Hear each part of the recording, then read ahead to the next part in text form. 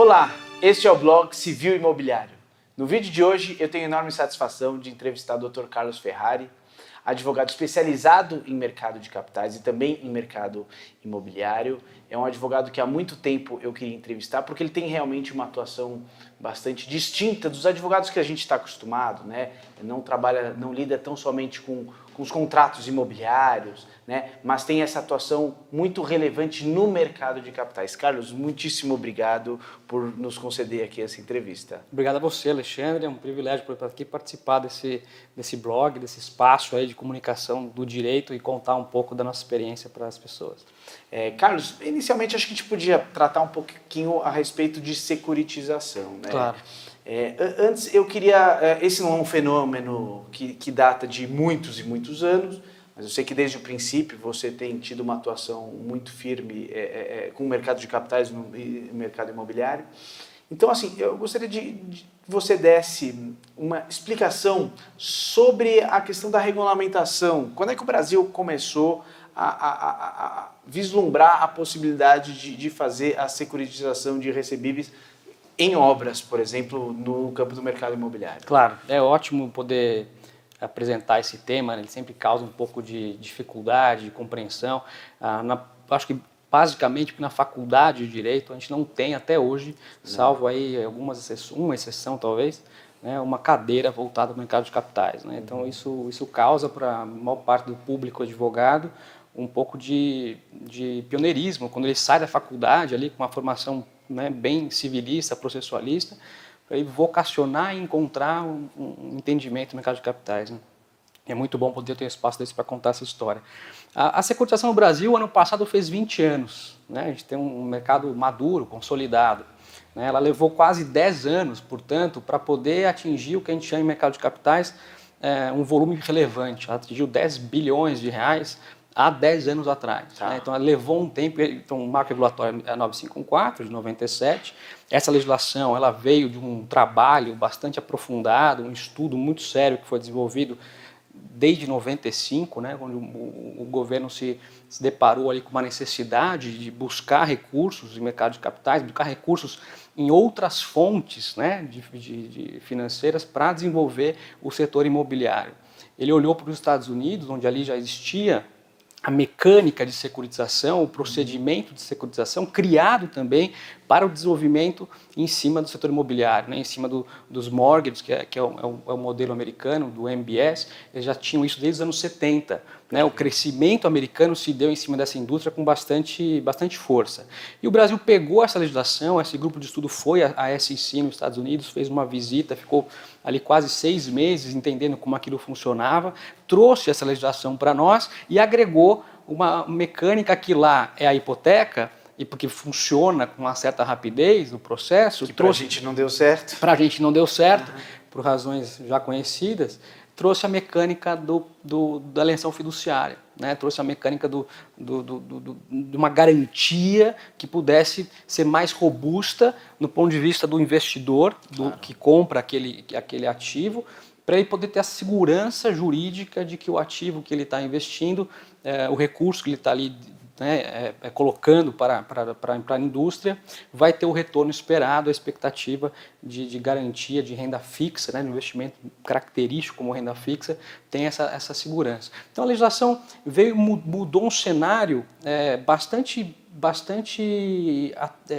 já em dificuldade na época, do setor do financiamento de longo prazo. O Brasil vivia naquele momento complicações econômicas, vamos chamar assim, então tem inflação, alta taxa de juros, você não tem recurso abundante suficiente, e a legislação veio justamente para criar o SFI, o Sistema Financeiro Imobiliário, que lhe traz essas figuras, né, da companhia securitizadora, da alienação fiduciária e da criação do CRI, que é o instrumento mais conhecido que faz a securitização. Né? A securitização não é só por meio do CRI, é bom que se diga, não é só o certificado de recebível imobiliário, que está ali no 954, que é o único instrumento para se securitizar. A securitização, até para deixar abrir um É parênteses... isso que a gente queria. Como é que funciona na prática essa figura da securitização? As pessoas confundem um pouco, até pelo nome, acho que é seguradora, né? Não tem nada Porque vem a ver. acho que o termo... Vem de security, vem de security, que é um título, né? Exato. Que é um valor mobiliário. Que não tem a ver com seguro. Não, né? absolutamente nada. É que na nossa tradução aqui, as pessoas acabam achando alguma semelhança. É uma seguradora, só que não. Ela não tem nenhuma relação com esse modelo. O que traz essa frase, securitização, é a transformação.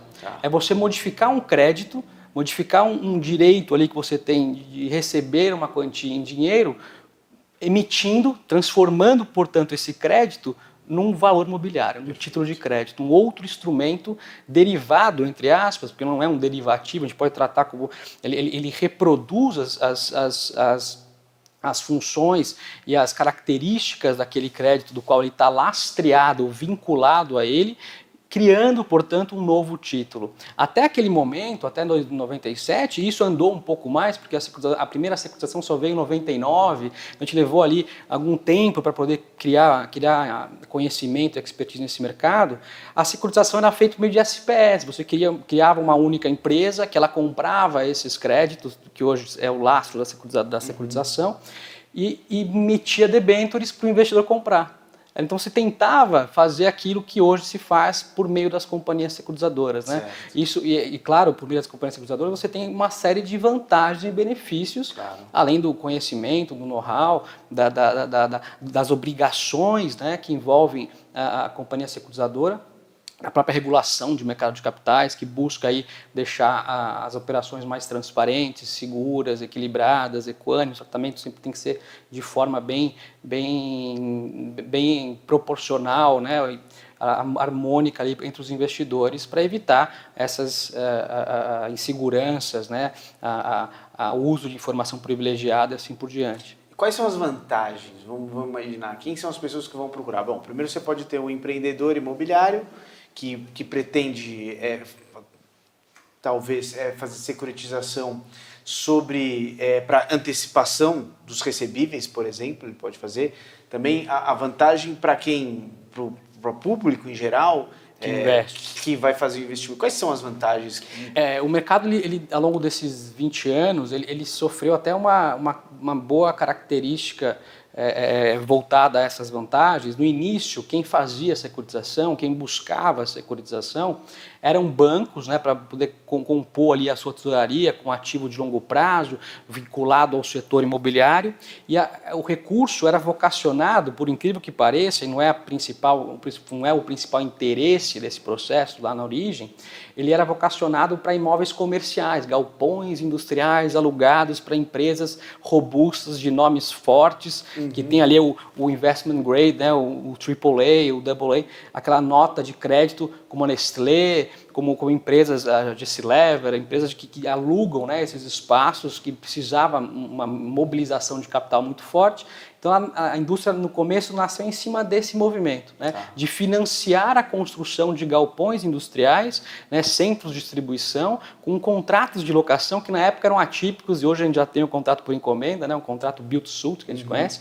Então essa mecânica foi um pouco o início do histórico brasileiro de securitização, porque existia um medo muito grande de como essa legislação iria se comportar caso você acessasse uma obra, como tem hoje, um crédito pulverizado como se tem hoje. Ao longo dos anos, a gente conhecendo um pouco mais dessa legislação, trouxe essa vantagem não só do crédito concentrado, que a gente chama, que é o crédito que você antecipa o fluxo da locação para uma única pessoa, mas agora pegando uma série de créditos, uma carteira de créditos, notadamente a carteira de incorporação imobiliária, né? E aí ao lado da incorporação imobiliária a carteira de loteamentos, que é um setor que não tem financiamento de longo prazo, ele não tem o plano empresário, né, à disposição. Agora tem o Construlote, mas é um crédito ainda inexistente na prática, né? A securitização veio para justamente ocupar esse espaço de poder casar, né, unir no balanço da incorporadora o passivo com o ativo. Veja só, ele vende um imóvel, né, a prazo. E é claro, quanto mais a economia é forte, quanto mais baixa a taxa de juros, quanto mais segurança eu tenho em viver, né, em desenvolver minha atividade, mais tempo eu assumo as minhas obrigações de pagamento, mais tranquilo eu fico em comprar uma coisa a prazo. No cenário lá em 97, no início dos anos 2000, você tinha uma insegurança, taxa de juros alta, insegurança jurídica, os prazos das operações, até de compra de imóveis, eram mais curtas. Você não tem aquela confiança de fazer um financiamento de longo prazo. E a securitização, portanto, permite que a incorporadora venda esse ativo, que é o imóvel, que custa caro, que é um valor relevante, importante, né, em longas parcelas. Então você pode, 30 anos de parcela, 15 anos, você tem um procedimento para pagamento mais fluido, porém a obrigação dela, né, o passivo que ela tem, a despesa que ela tem que fazer, ela é agora, ela não é de 30 anos, tem que entregar o apartamento em 24 meses. Né? Então você tem que antecipar, trazer esse fluxo financeiro todo que você vendeu a valor presente. Agora você antecipa esse fluxo para justamente comprar os recursos para desenvolver o empreendimento. Para as pessoas físicas que fazem aquisição dos títulos, que lastreiam esses... Tá perfeito. Quais são os benefícios? O CRI, de novo, tem essa característica que no início ele era voltado a um público privilegiado, vamos chamar assim, que eram os próprios donos dos bancos, sim, né, os grandes empresários, a Bílio Diniz, na época que fez lá a operação com o Cassino, enfim, o próprio Antônio Emílio de Moraes, com o Votorantim, cada um deles queria um CRI para eles, porque achava que aquilo era um bom título de renda fixa que tinha um certo prêmio de segurança, de rendimento, com uma boa segurança, garantia real, imobiliária vinculada a ele. E tem, desde da 10.033, lá em 2004, você tem isenção do imposto de renda para a pessoa física. Então é um investimento imobiliário incentivado pelo governo justamente para atrair essa poupança popular, esses investidores, né, pessoas físicas que não precisam do capital para a sua vida no momento. Ele tem ali uma reserva, uma aposentadoria, uma necessidade de despesa muito menor aquilo que ele tem de poupança, então ele pega uma fatia desse recurso e pode comprar, emprestar, né, literalmente comprando o crédito futuro, e ficar ele, que não tem essa necessidade de caixa, de despesa presente, ficar recebendo o fluxo de pagamentos dos 15 anos, 20 anos, o que quer que seja a operação. Hoje a realidade está um pouco mais curto esse prazo, então 5, 8 anos, e ele recebe esse crédito isento de imposto de renda com uma certa taxa com uma garantia real e com uma taxa de remuneração importante por ser um crédito privado.